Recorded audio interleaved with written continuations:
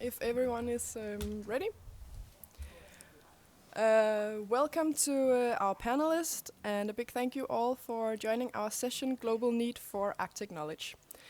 My name is Nicoline Larsen. I'm Communications Manager in Articop in Nuuk, Greenland, and I will be leading you through this session today as your moderator.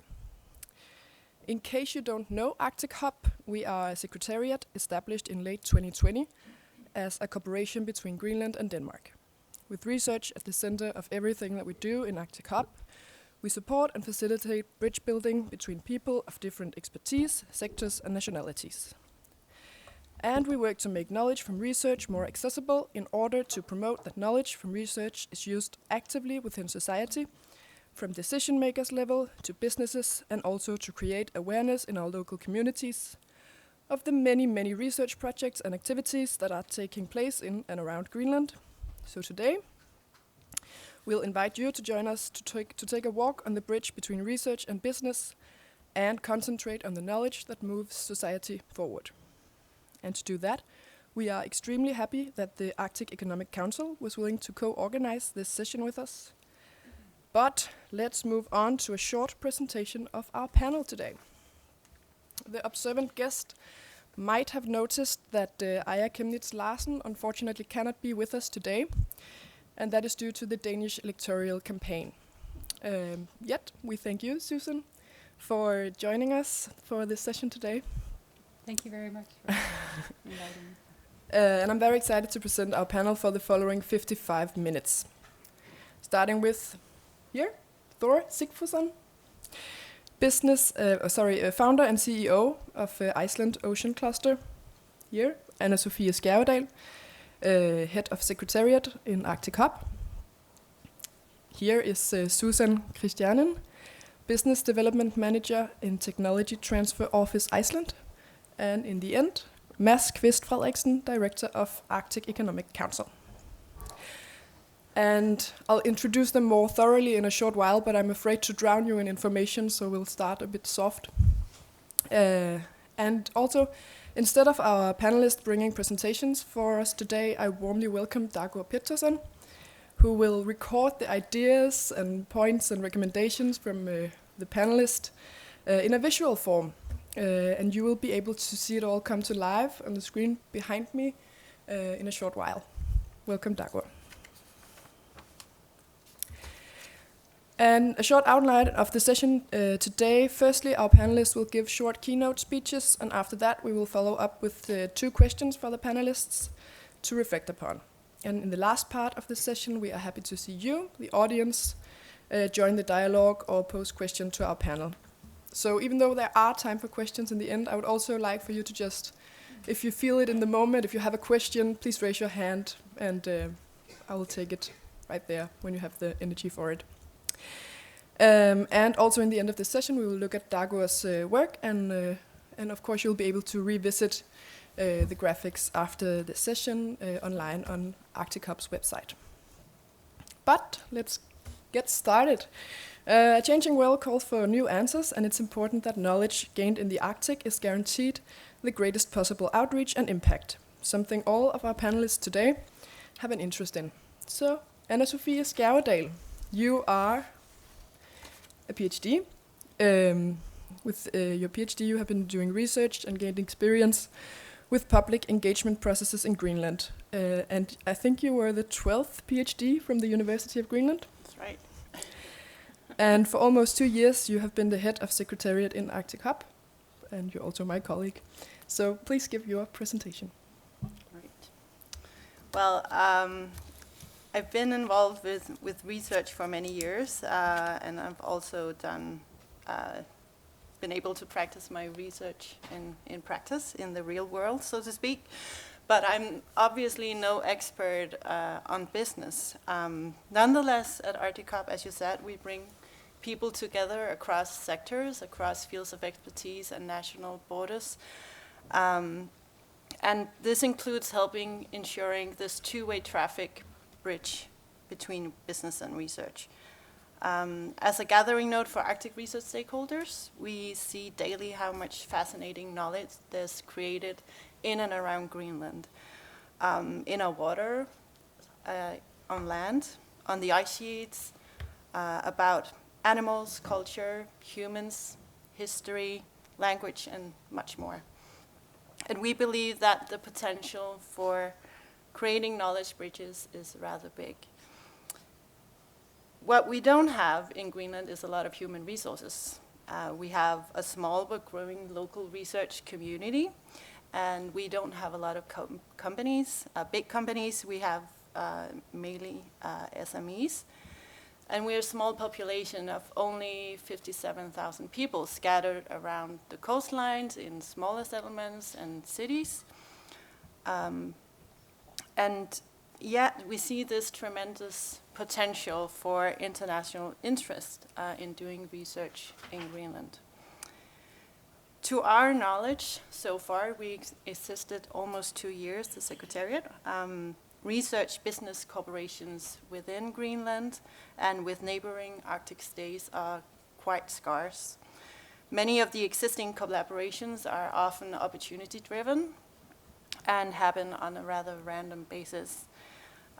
We need cooperation across the Arctic to unleash this great potential for utilizing the vast and much-needed resources in the future that could benefit and create value within the Arctic region, of course, but also potentially for millions of people around the globe. So we've been working with gathering research and business to move closer together. As a first step, we've disseminated some of the existing cooperations that we come across. Nicoline, among others, interviewed the partners and produced videos and articles that served as inspirational cases on our website, articop.gl, to the society, setting focus on this potential of research and business. This could be, for instance, a municipality offering students to write their master's thesis on real-life challenge and to define solutions. Or this could be, for example, a Greenlandic researcher and a trawler manager building up relations for a couple of years that have a common interest in creating the best conditions for a healthy shrimp population. An emergent opportunity that we met recently involves science and tourism industry. Some of the Arctic cruise ships that we see call at port in Nuuk and other Greenlandic settlements or cities around Greenland. This summer, I think there were approximately 400 of these, and my living room is just with a view to the harbor, and we could see new cruise ships coming in every day, sometimes 2 a day. So that's a lot for a small community. But one of them was built as an icebreaker. That's quite amazing and sounds really expensive. And had a scientist on board collecting data and samples. Another had 2 very expensive submarines on board and was very keen to build a collaboration with the local research community. In that way, the researchers could get access to these very expensive submarines and data that's otherwise inaccessible. And the cruise ships could have someone on board from the local environment telling about the fjords, telling about the ice, the melting glaciers, life at sea, at land, culture, and so forth. So, to sum up, there are many areas to explore when it comes to knowledge collaborations, and I think we can learn a lot from other places on how to couple research much better in a more concrete manner, integrated as part of business and industry, and we'll probably hear that from our excellent panelist in a few minutes. Thank you. Thank you, Anna-Sofie. Next up is Thor Sigfusson, the founder and CEO of the Iceland Ocean Cluster and co-founder of several ocean clusters in Europe and the United States. Already when he was doing his PhD, he was looking into entrepreneurial networks and better utilization of fish resources. Besides founding several food-related enterprises, Thor has been leading a movement for better use of seafood, the 100% fish in the Arctic, which I think we might hear a bit more about now. Thor? Thank you. Appreciate the opportunity. Once again, Mats, I'm a dedicated fan of your session yesterday. It was amazing, the food event. I thought it was actually what we need, is to, like we're talking about here, connecting completely different skills. So I was just amazed. Thank you for once again inviting me. What I wanted to tell you is that when I was doing my PhD at the University of Iceland, I started in 2002, finished in 2012. I was so pleased with the fact, with my ego at least, that I had been publishing more than anyone else in the business department. Journal papers. Realizing a little bit later that no one else was actually reading those papers. It was kind of sad, but then I thought to myself, because my study had been on clustering and networks and relationship networks, and I'd seen a little bit of gaps in the seafood and the natural resource industries, that I had probably to do it myself. Rather than just publishing these papers, let's do it somehow. So I started to work with establishing a cluster and trying to do all kinds of matchmaking, getting people to work together from different angles of the large, what I would call sort of the large seafood industry. So we brought in academics, we brought in people that didn't know the color of a cod, for instance, and that was kind of new to some of my friends in fisheries. But at the end, these folks came with completely different skills and knowledge into that industry. So there was a kind of a game changer when we started to mix these people with our groups. So we were actually wondering now, how could we then take it further? How could we make sure that this engine would become even stronger in Iceland than it has been? And what I think has happened in Iceland is that, and I don't know actually why it is, maybe you guys will know that better, but what has happened is that we're seeing more PhDs now with their own ideas, meeting with investors and getting across with their ideas on their own. So I think, meaning that they are themselves. We were always thinking about like business people to read their journals and their research and taking it by that further. But I see now a little bit of a movement where the PhDs are coming to me and saying, I have an idea, I want to do it further. And I think we should work on that much more than we have. And one thing which is crucial is that we need to get into the education system the course on startups and how to establish a company. So all PhDs graduating from Iceland should have a course work in that field. And that might actually be the same with all master students, but at least folks that are taking further education should have some background. I'm sad to say that I'm still meeting so many academics with great ideas that say, I have never seen a business plan, I've never seen anything close to accounting, I'm not an accountant. We're not asking them to be any of that. They can be especially good in what they are good at. But don't think that you can, wither away the fact that you need to have some basic in business. So I think that's really a crucial part. So startup education is needed, and I think we need to do more of trying to tell people these stories of the successful PhDs and the successful master students that have taken their ideas further into the market. We have quite many of them now in Iceland. And with, of course, Auðna, with Susan will tell you about a little bit more, we're even taking that further. So I think my conclusion here is that we should go more into educating PhDs and master students with coursework in this field. And I think I'm looking at Patrick Arnold here, my co-founder at the New England Ocean Cluster. He's been in the forefront of connecting universities with the cluster in Maine, and the success stories are there. So we have these examples now of how we can actually connect these folks together. But the main thing is basically to get the students themselves in all fields to know how to establish a company or have some background in that. Thank you, Thor. Next up is Mads Kvist Frederiksen, the Executive Director of the Arctic Economic Council that is located in Tromsø, Norway.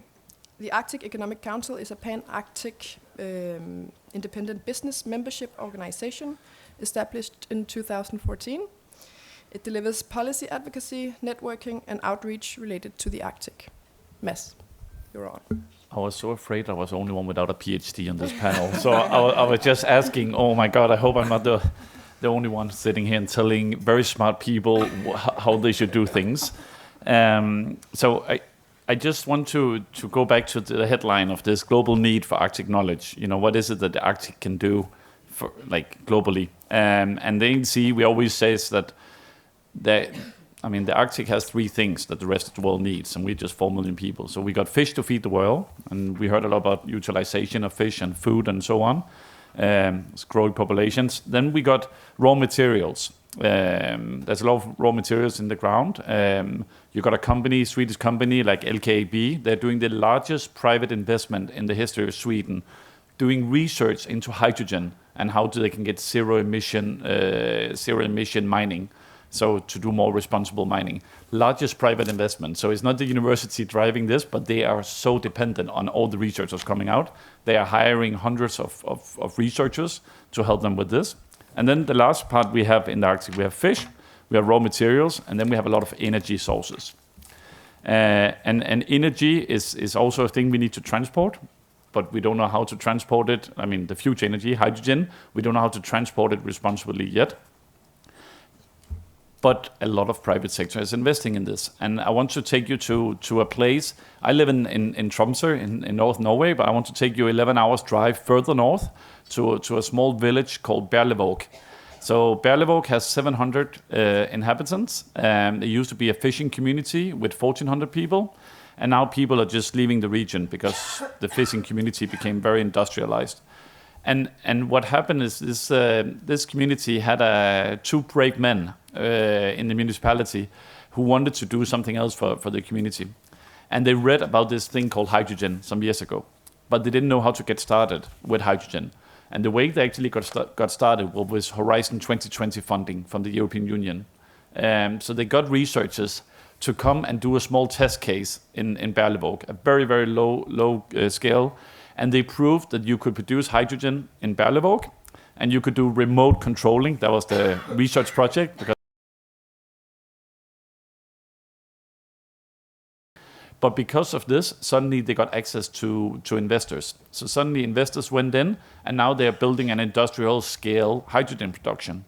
But the only reason why this was possible is because some scientists actually showed that it was possible. There was a use case supported by the Horizon 2020. And I also want to say that I used to work with manufacturing for many years. And my very first job, I met one of my members of the advisory board of that job was a very inspirational man to me called Willie Shee from Harvard Business School.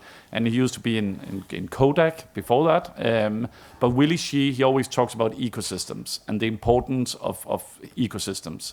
So most of you in this room knows about the triple helix model and all of this, but he really goes in with data and showing that if you take away researchers from an area, or if you take away a big business, or if you take away the SMBs, the ecosystem kind of collapse. So you need all of it to work together in what he called industrial commons. So a commons is in Danish, it would be fællet. In the old days, 100 years ago, we will have a place where everyone will take their cows to feed them in this field. And everyone in the community was responsible to take care of this field. And what is beautiful about this is everyone benefited from it. So everyone will bring their own cows to the commons areas. Everyone was responsible and no one ate too much and everyone benefited from it. And then the farmers will go back. And the same with the industrial ecosystem. We need the universities to be there in the Arctic region. We cannot outsource this to Oslo and Stockholm and Washington. We need the companies to be there. I think Kerecis is a good example of a small fishing village, 2,500 people. I'm sure they really inspired the SMEs to be there. And then finally, I would just say that another example of this is in Oulu in Finland. So Nokia was there. The reason why Nokia established themselves there, and I talked with some people there, they said they could have been anywhere in Finland. They could easily have gone to Helsinki, but there was a very, very good university. So they said, let's establish our production there.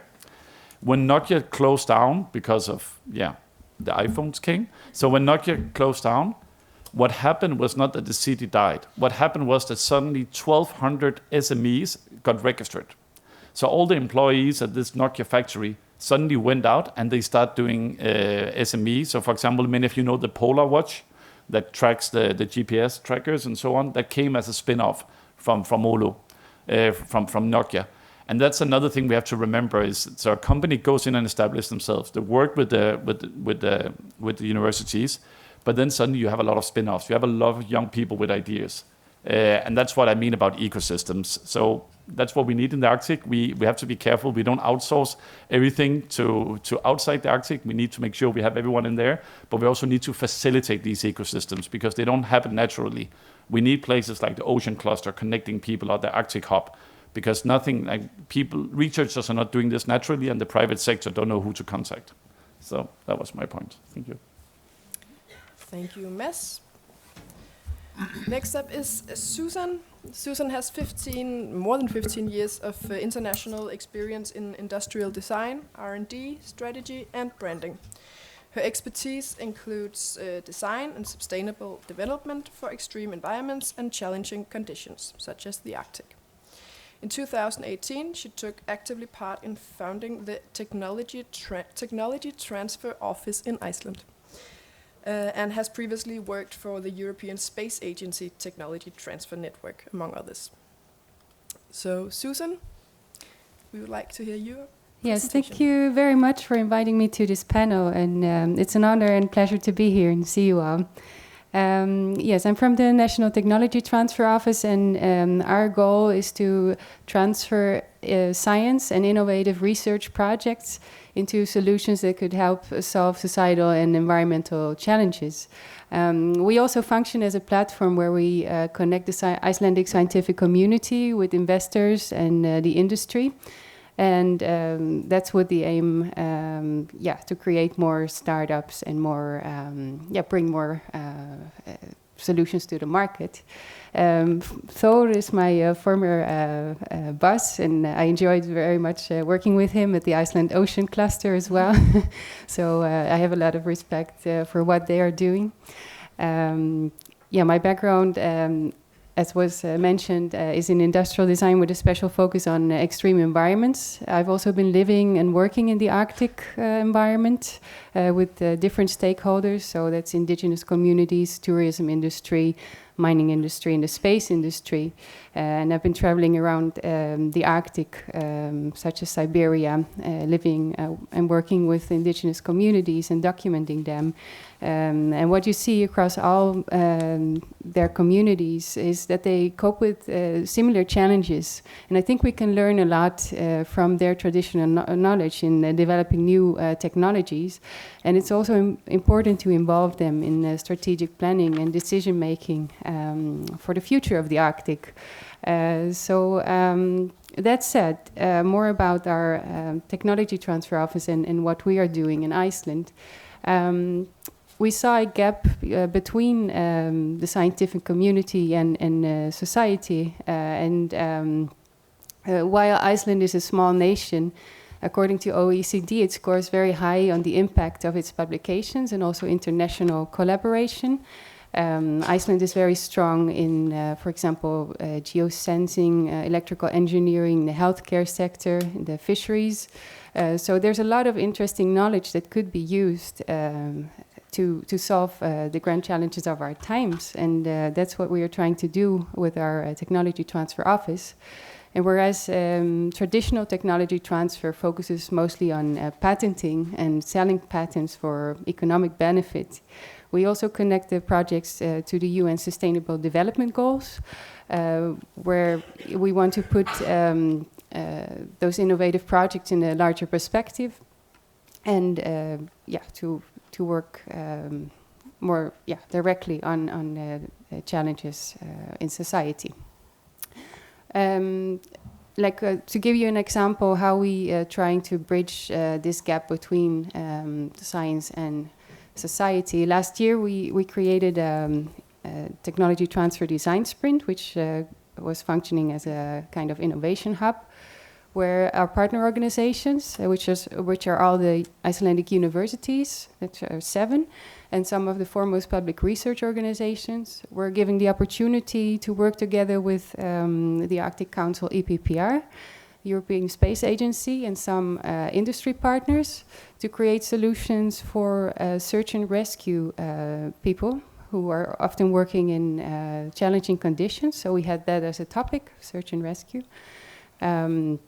So they were working together in a relatively short amount of time to create solutions, and this turned out very well, and people were enthusiastic to continue such a collaboration, so we could do this for different topics and help people to collaborate together and bridge the gap between getting things on the market. Thank you. Thank you, Susan. So, thank you for all your presentations. We move on to a bit of a discussion where we have to talk with each other. When we think of development in the Arctic, we integrate research as a natural part. But what does it take to successfully integrate research into business and to ensure solutions that drive a more sustainable development? Who would like to go first? Mess. Maybe. I have every time I speak at these research events, I always have there's a great picture online with Lego like the Lego pieces, and I think it's a perfect guide for what the business needs from researchers, because basically it talks about data, and data can be presented in a lot of different ways. So the first level is just the raw data. You know, that's we all know about this. This is what a lot of people works with. Then what researchers normally do is they sort out the data. That's the next step. Then they arrange the data to make a bit more sense. But the next levels is where it's getting more and more important for business, but sometimes further and further away from researchers. So the data has been sorted and it's been arranged. Now we have to present it visually. We need to present it visually so people understand it, people who don't have PhDs like me. And then we need to explain it with a story, because that's how people, the business people, fine, we have shown a really nice graph, but we also need to tell it with a story. What impact will it have for you? And then the most important thing is to make it actionable. So how can we make research actionable? So one thing is writing the research papers and be the one with the most published the papers. But if you cannot say, what actions should the private sector go and take, it doesn't make much sense. So getting data, which is the key, because that's what researchers are extremely good at. That's what universities are really good at, going to collect data, going to look at these complex areas. But getting it further down the funnel to making it actionable and useful, that's what the private sector needs to bridge this gap. And so this is an ask for the universities, but it's definitely also the private sector don't know how to read the raw data. So it's the gap is in both places. And how do we make sure that? How do they then do that? I think we do it by having people who can translate science. People who understand both things. So, I think climate change is the best example of we have had a lot of smart people for 100 years screaming the same thing, but policymakers never really understood it because it was very complex, and also because we have researchers who says, yeah, but this is only 99.9% sure that it's humanly created, so we cannot be sure. This was lost in translation then. So we need to have someone who can translate science and move all the caveats and all of this out and say, this is what we need to do now. So we need a bridge. It could be the Arctic Hub. It could be things like the ocean clusters or technology transfers. But we need someone who can speak both languages. Mm-hmm. Yeah, I just want to say, I think you're absolutely right. You have to make your knowledge piece, so to speak, accessible. And perhaps the knowledge is already out there. But if it's hidden in a desk drawer or in academic journals, people won't know it's there and won't be able to use it actively. And I think businesses, they need to speak up as well and be transparent and do outreach about the current challenges and problems that need solving and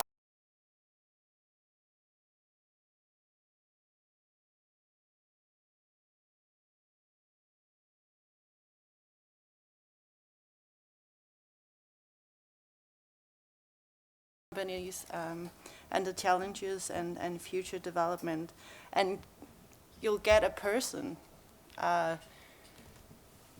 who's dedicated to delving into this particular problem and trying to solve that, and perhaps they can even provide new perspectives on things you've been working on for years. And so yeah, capacity building, and also you mentioned funding is really a huge issue as well. Mm-hmm. Yes, what we are doing, for example, at the Technology Transfer Office is organize regular masterclass courses on scientific innovation, where we teach scientists about, we let them put their projects into a business perspective, let them go, let them practice with a business model canvas, and we often see that people, are starting to think in a different way. That actually what they're doing could really impact society, and that's nice to see. Yeah, I completely agree with what people are saying here. I think what my experience has been, if we look at the blue economies, that I've been to Alaska, Greenland, and most of these countries that we're talking about here. And when I'm asking to meet maybe some of the entrepreneurs that are in our space, like the startups, I will probably meet them in a garage feel where they are kind of isolated. And it's very similar to what was the case in Iceland as well, not long ago. So I think it's crucial for us to build communities, whether we do it with Articops or the clusters, to make sure that these folks find like some kind of space, not necessarily physical space, but at least some community that they are involved with. So, and that's probably the most important part, to make sure that they feel themselves a little bit more open to the network, into the network. So I think we still have a lot of work to do in that field. And I must tell you, for instance, the collagen that has been very much around in Iceland now, fish collagen, which is now in both soda drinks and in various forms in Iceland. It was actually, what happened then there is that in 2012, we were reading about Kerecis. They were starting then, and their bandage is actually collagen. So I asked a researcher at Mattis, what is this collagen? I have a business degree, so I had no idea what the collagen was. He told me what it was, and he said it was coming from fish skin. And I said to him, then what, could we do something with it? He said, yes, we've done lots of papers. No one has and I asked, why has no one done anything in it? He just said, well, that's how things are. Lots of research, but no one has actually executed anything in that field. So what was so great then is to have this community already then. We had students doing business plans with this new idea, and we had the academia quite close to us. We had Mattis, which is a super research institute, and we started the whole movement. So now we have quite many companies in Iceland. Feel Iceland, which is a remarkable company, which is exporting now collagen. We have the Collab soda drinks, and we have all these things happening, and it all happened due to the fact that we had some kind of community to take on this idea, a combination of both. So I think it's really crucial that we build on these communities and realize the strength that comes with sharing skills within a community, whatever we call it, a cluster, hub, or whatever. So we talked a lot about how research can travel from research institutions into business and industry. At Articop, we often talk about how knowledge flows, not being a one-way street, but how research flows into business, but also how knowledge from business and industry needs to flow into research institutions. So how do we ensure that knowledge not only flows in one direction, that we don't not only expect researchers to do something in order to make their knowledge and data available, but also that industry and business make an effort to say, we also have needs and we also have knowledge that you need to know about in order to help us. If it's okay, I'll start again. In Denmark, there's an organization called MADE, Manufacturing Academy of Denmark. And there what they do is they have different work packages, but there's basically what happens is the government will come with PhD funding. They promise that, but they lock the funding until the industry comes with a challenge. And it's not allowed to be one company. It has to be minimum 3 companies that has kind of similar challenges, and it has to be one of them has to be an SME. So normally it's 2 big companies going together with an SME with a challenge. The moment they have the challenge, they will unlock the funding to the PhD research, and then PhD research can come in. Then there's the demand that the PhD researchers has to report every 3 months, and that quite often scares the researchers away that they have to report. But that's because the industry needs to see value in it, doing the research and see like progress. But the point is, the private sector has to open up their facilities for research. So they will open up their manufacturing and so on. And also it has to be open source. So the industry is not allowed to sit on the knowledge afterwards. And I think that's super important going out to universities, that the university sees a benefit of industrial collaboration, that you don't sit in like a high security lab and do all your research and no one ever sees what you're doing, which is magic for one. So again, especially in the Arctic, when we're so small, we need to share more, be more open source. And there was an issue, though, with some from the academic sector, some IP rights as well, that sometimes can be a challenge because the industry might say, yes, we are all about, open source, but then the university has some issues about IP rights, but that's another story. But I think the industry needs to come out with challenges, and also the industry needs to understand that academic research often takes 8, 9, 10 years. So if you come up with a challenge, it's not for a solution tomorrow, but it's for long-term planning. Yes, well, it's great to hear about this initiative from Made Denmark. And I think it's very important to involve different stakeholders in the product development process, because it often starts with the user needs and the problem. We always teach people also to interview the end users, to get to know more about different areas and topics before doing further research, and to start very early on with involving the end users and other people in the process. What Mats mentioned is that often a lot of deep tech projects take a lot of time to get on the market, and we need more investors that are thinking in the long term, not just in the short term for the next app, for example. So yesterday we had a panel on the role of deep tech innovators for Arctic prosperity, and that was also about that it would be great to have more government involvement and more investments directly and into these collaborative or platforms. I think that's where the future is heading, or hopefully heading.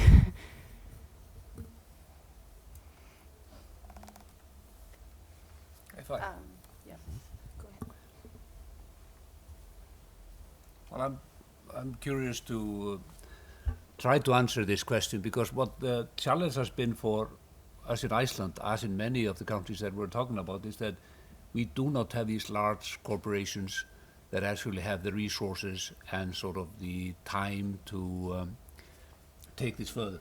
So it's like I'm so often meeting small companies and medium-sized companies that are saying, we have enough on our table, we cannot add anything to it. We're not even asking questions about new things, we just have to survive tough times. So that's why I think the startup community is so important. What I mean is that the startup community, if it's strong, then it's basically we can like work up, from bottom up, get these startups going, and then come with a fairly clear idea to these small and medium-sized companies. So I'm sad to say that I don't feel that it's coming from top down, and unless we have these, like Marel in Iceland would be an example where they're actually doing top down. But most companies in this small and medium-sized sector are not asking these questions right now. They have enough on their table, they say, so that's why we think it's so important to build a strong, innovative startup community. Exactly. That's also what we hear a lot. Some of the responses we get when talking to companies in Greenland is that companies are not experienced in taking on research collaborations, or they don't have the resources to do so. They're not sure how to approach it, how to get funding, and then things just doesn't happen. And when it occasionally does happen, responses are that perhaps the partners didn't benefit from the research that was conducted. So there's need for, learnings from your case, Math, I think. And also, I think there's a need for a better overview of the knowledge available, so it's made accessible for you, or the researcher, or the businesses. Who can we collaborate with on which subjects to create these more formalized strategic and long-term partnerships? I think it's important that we don't see like just researchers and then the businesses when we talk about the Arctic. We need to remember the communities and the people living there, and that goes both for the indigenous but also the local like villages and towns and so on. And the reason why that's so important in the Arctic is we're so few people, and you really need to see an impact further like throughout the region, because else this is not going to happen. So this ecosystem is just not what's happening in the factory or what's happening in the research. It's also how the local community sees the effect of this. And one example I want to use here is there's a company called Polarctic, led by two women from Alaska, and basically what they did a project together with WWF and Greenpeace and Nunavut Fisheries Association, where they took 50 years of climate data. Then they took around 40 years of fishing data, and they put that into machine learning, artificial intelligence. But what they also did, added another layer, was they went out to interview the elders of this fishing community. Said, where do you use to fish? You know, what is it that we don't have in the data? So they added in the elders' knowledge, going further back than the fishing data and the fishing quota, put this into machine learning. And then the idea was they wanted to say, you know, not what's happening with the fish next year or what is happening with climate change, but what is happening tomorrow. So they put this in, and now they're helping Nunavut Fisheries Association. Says with the climate and the weather and everything which is like this, we think there's a big chance that there will be a lot of fish stocks over here. So suddenly the local communities are giving their knowledge, and they see it, they get a return of investment, so to say. They see they get an added benefit. And this is only possible with because of Leslie is a really smart woman who has studied this for many years. So she's taking something very high tech and making it a big impact in the local communities. And I think we have to remember that in the Arctic region where there's so few people. Just a short point on that. Cool. And I would like to open up for some questions from the audience. Karina? I'm really inspired by this way of thinking about the ecosystem, but it struck me that, Les, you spoke about the industrial ecosystem. Yeah. And I actually think that maybe you meant something else, like a broader value system. This is also the example that you hint at here. But just in this example, I was thinking, what is actually the benefit to the community? And I think in that specific question, there's also a broader question to the whole panel about how, similarly to Sverker Sörlin, the Swedish historian, spoke about how after the war in the 60s, northern Sweden was promoted as this framtidslandet, this future country, where you could have water power and you have all these resources. Then what we saw was actually a development where all the resources were kind of dragged out and the population was left with very little. We might actually wind forward to now saying, oh, the Arctic is the future, you know, there are so many resources. How do we make sure, and how can research and business collaborations help us not do the same mistake again, where all of these great resources are extracted and the Arctic populations and communities live with nothing? Like, how can you guys help work with that so that the ecosystem is not only industrial, but more like a community or value ecosystem where the communities also can benefit? Just briefly, so the industrial, I agree with you completely. The industrial commons is just because that's what Willie Sheen, the industrial research, like the researcher at HBS, that's the term that he was using, industrial commons. In the Arctic, we definitely have to think bigger, and how to make it. I think it's positive that everyone is talking. I mean, the Arctic has become the poster boy for climate change, which means that suddenly a lot of people are looking up north, especially researchers. So there's an opportunity here, and I think that's also a part of what Arctic Hub is doing, is saying, okay, a lot of people came to Greenland to study climate research. How do we make sure we actually, instead of this fly-in, fly-out researchers, how can we make sure that actually they buy local products, that they also distribute the knowledge in classrooms and so on? So I think we're getting there with organizations like the Arctic Hub. And I think it's good thing is everyone is talking about the Arctic now, so the impact might be bigger. I just want to give another example. There's a company called Far North Digital that is currently trying to fundraise $1.3 billion for a subsea cable that will go from Alaska over to Norway and Ireland. They want to make this cable what is called so-called smart cable, which is an acronym. I can't remember the words, but the smart cables basically gives real-time, all the time, seismic data, for example, and data from what's happening in the water, like the temperatures and so on. What you can do with this is suddenly you can also predict tsunamis. So if this subsea fiber optic cable is running around and underwater, it will be along the coast of Greenland. Maybe they will be able to predict tsunamis, and suddenly they have a warning system, so we don't have the same situation as we saw in Greenland some years ago. So we're talking about a $1.3 million investment that is actually to benefit trading going on between Japan and Europe, but we can also have an impact locally. So because of the researchers will look at this data.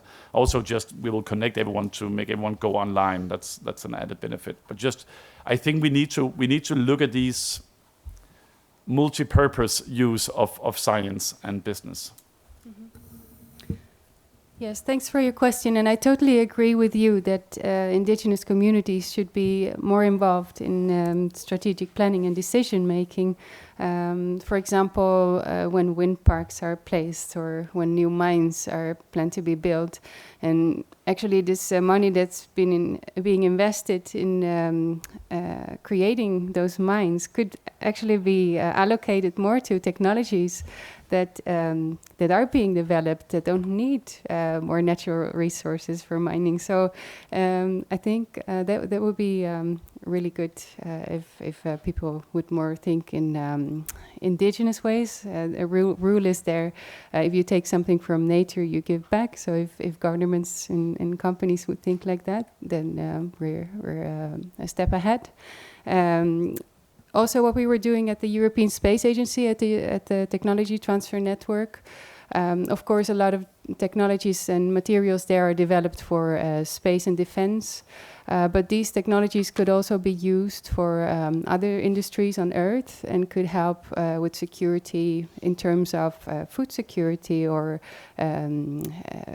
connectivity here on Earth. So that could help indigenous communities, for example, with tracking their herds and these kind of things. So it would be, yeah, I see another question. But yeah, maybe someone else wants to comment. Thank you. If I may just answer, I absolutely love the question. It's a really tough one because I think it has to do with mindset. What we're doing in Iceland now is that there is a strategy group that I'm working in that is actually saying let's plan for Iceland to be at least 1 million in population before 2050. And how we're going to do it, we're going to bring in people. We're going to build larger cities around the island because it's so much waste having everything done in the southwest corner of Iceland, having to export, transport electricity and all kinds of things that makes the CO2 much higher than need be. So I think as I've told some of the audience before here, we need to be a little bit more sort of optimistic about the future in this area. And I think we have, as you said, future areas in the north of Sweden. We have this opportunity, and there's no need for us, if the mindset is there, if we don't feel as victims, as I've said it before, I think we actually can do quite a lot. And we are kind of pompous Icelanders, being only 300,000, always thinking that we're the midpoint of the world somehow, the Silicon Valley of fish in the world. But still, this feeling is good. And I think it's a part of a nations need this mindset to go forward. Yeah. Ólafur had a question? Yes. Question? My name is Ólafur Björnsson. Compliments to the drawer, first and foremost. Excellent wrap up as we talk. And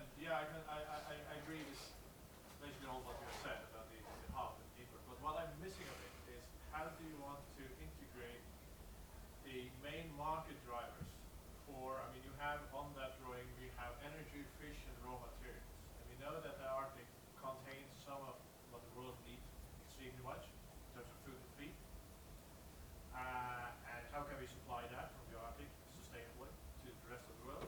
And we will also sit with some of the rare earth elements that the world is desperately needing if we want to electrify the world the way we want to do it. So how do you want to go around that? And how do you implement the drivers, the market drivers, like is Nestle here, or is Orkla here at this session?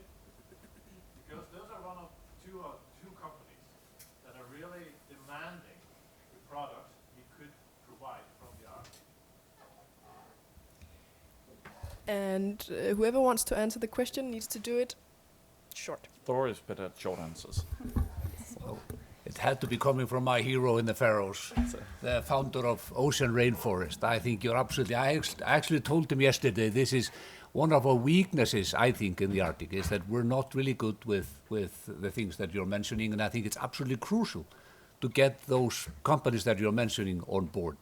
And we're having all these issues with our lack of skills in marketing and sales, for instance, which I think is a big thing for us. But what we might do, actually, is to collaborate much more. For instance, with the fish that I know more about than seaweed all over, I realized that when I'm in China, Chinese rarely know Iceland. I actually think they don't know that much about Greenland or Norway. They don't know the names. But they know the Arctic. They know the cold oceans. We might sit down and work on a plan to market ourselves more like the cold ocean products and collaborate much more on that than we've done so far. Yeah, I think we also need to think about the structure. Effective collaborations requires a common goal, and with all the international attention that, for example, Greenland is getting, we need locally prioritized areas on which to collaborate about. And the government of Greenland has already said, well, we're open for business, nothing about us without us. But yeah, I think there's need for some kind of structured platforms, and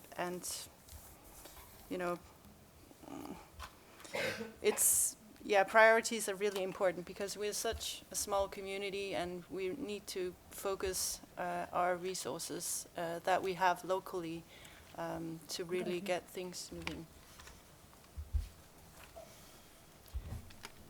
Great. Last question.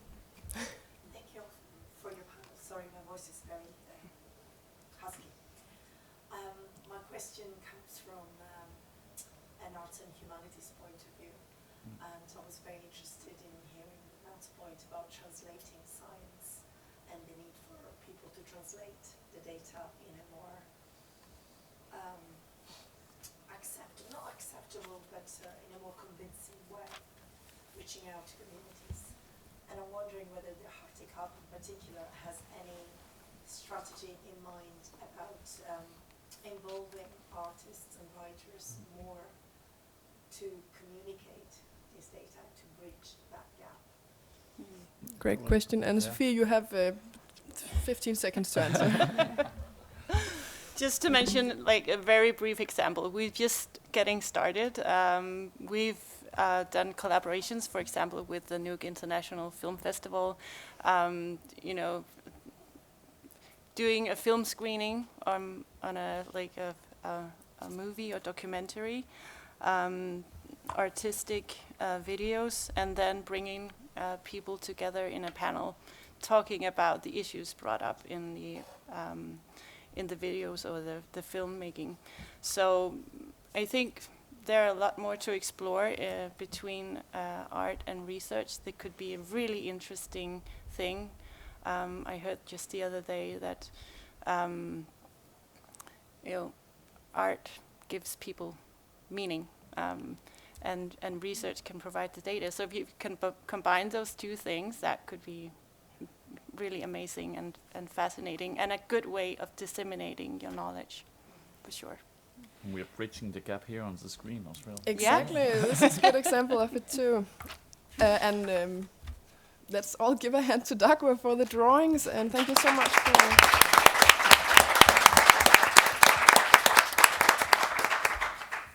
And you'll also be able to find Dagur's drawings on our website www.articop.gl after this session.